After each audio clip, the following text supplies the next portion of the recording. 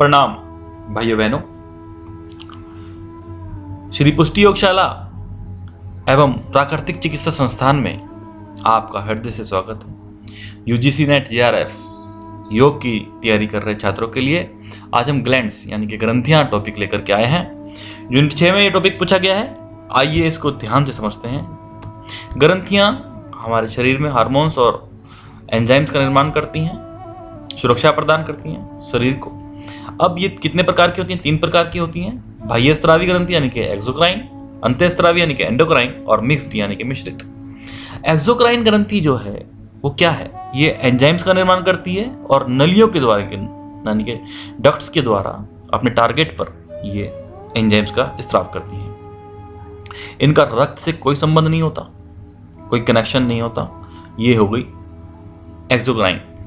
अब एंडोक्राइन अंतःस्रावी ग्रंथियां क्या है? ये हार्मोन्स का निर्माण करती हैं। इसमें नलियां या डक्ट्स नहीं होते, ये डायरेक्ट ब्लड में जाकर के मिल जाती हैं और अपने टारगेट पर स्राव करती हैं।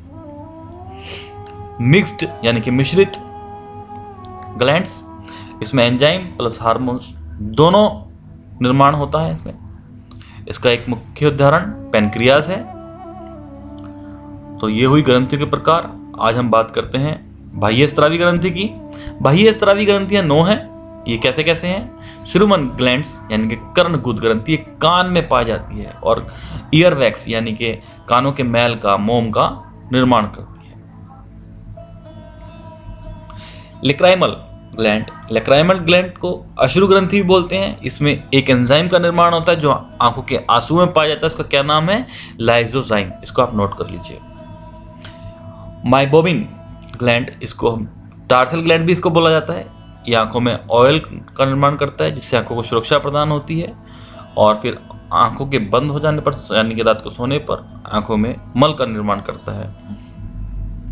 स्वेट ग्लैंड्स यानी कि स्वेद यानी कि पसीना का निर्माण करने वाली ग्लैंड्स हैं। सेबेसियस ग्लैंड, ये सीबम नामक एक एंजाइम बनाती हैं जो स्किन को, हेयर को ऑयली रखता है। सैलिवरी ग्लैंड्स, ये पाचक एंजाइम्स बनाते हैं। गैस्ट्रिक ग्लैंड्स यानी कि जठर ग्रंथि पाचक एंजाइम्स का निर्माण करते हैं। म्यूकस ग्लैंड, श्लेष्म ग्रंथि इसको बोलते हैं, शरीर की अंगों की रक्षा करते हैं। लीवर भी एक बहुत बड़ी और भारी ग्लैंड है, सबसे बड़ी और सबसे भारी ग्लैंड। इसको अब डिटेल में पढ़ते हैं। आपको कर्णगुद ग्रंथि हमने समझा दिया। अब हम लेक्राइमल ग्लैंड की बात करते हैं। लेक्राइमल ग्लैंड आंख की पलकों के अंदर होती हैं, ऊपर वाली पलकों के अंदर जो होती है वो लेक्राइमल ग्लैंड होती हैं। इसके अंदर ये लेक्मल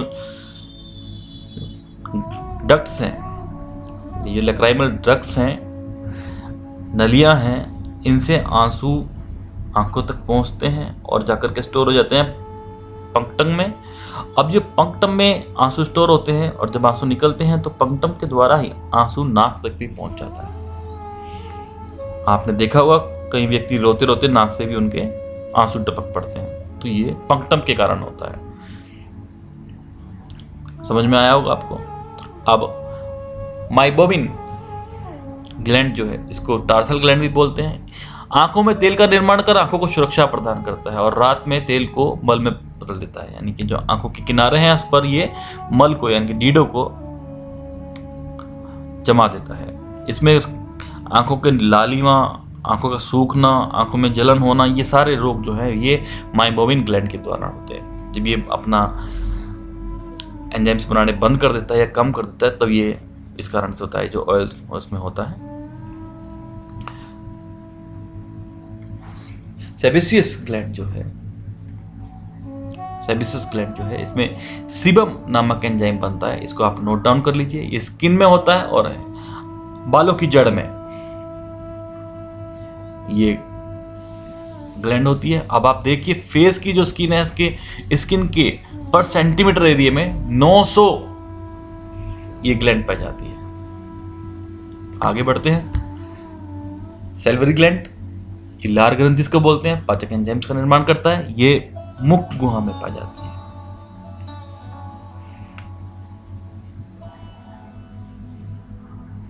बदबू आने से भी मुंह में ये रोकता है। इसमें क्या है? लार ग्रंथियां जो है 24 घंटे में लगभग 1 से 1.5 लीटर तक लार को स्रावित करती हैं। वास्तव में 99% लार में पानी होता है। यह मुंह को नम और स्वच्छ रखता है। लार में टाइलिन नामक एंजाइम होता है, इसको आप नोट डाउन कर लीजिए, ये क्वेश्चन आया हुआ है। लार ग्रंथियां मुख गुहा में लार को स्रावित करती हैं, भोजन को पचाने की क्रिया में मदद करती हैं। इसमें 98% जल होता है, 2% जल, म्यूकस, एंजाइम, इलेक्ट्रोलाइट्स, जीवाणुरोधी यौगिक और बलगम आदि इसमें पाए जाते हैं। गैस्ट्रिक ग्लैंड क्या है? जठर ग्रंथि। ये शरीर में लगभग 25 से 30 लाख होती है। पाचक एंजाइम्स का निर्माण करती हैं। कौन कौन से? रेनिन और पेप्सिन। रेनिन दूध को पचाता है, दूध में कैसिन प्रोटीन होता है, उसको पचाता है ये, और पेप्सिन प्रोटीन को पचाता है। पेप्सिन जो है वो खाने में प्रोटीन जो है उसको पचाता है, और दूध में प्रोटीन जो है वो रेनिन पचाता है। इस ग्लैंड से निकलने वाले एंजाइम जो ये रेनिन और पेप्सिन है, इनकी जो मात्रा है वो 1.5 से 2.5 लीटर तक होती है, और पीएच वैल्यू जो उसकी है 1.5 से 2.5 होती है। ये अम्लीय कर देता है उसको। इसमें 3 पदार्थ होते हैं, HCl जो कि आमाशय में पहुंचने वाले फूड के अंदर जो कीटाणु होते हैं उनको मार देता है और उसको अम्लीय बनाता है फूड को। पेप्सिन और रेनिन हम आपको बता चुके हैं। अब हम बात करते हैं लीवर की।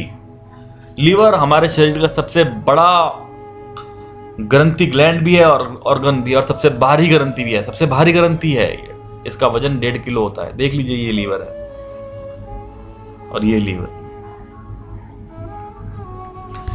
अमोनिया को यूरिया में परिवर्तित करता है लीवर। ग्लूकोज को ग्लाइकोजन में परिवर्तित करता है। कार्बोहाइड्रेट को फैट में और फैट को कोलेस्ट्रॉल में परिवर्तित करता है।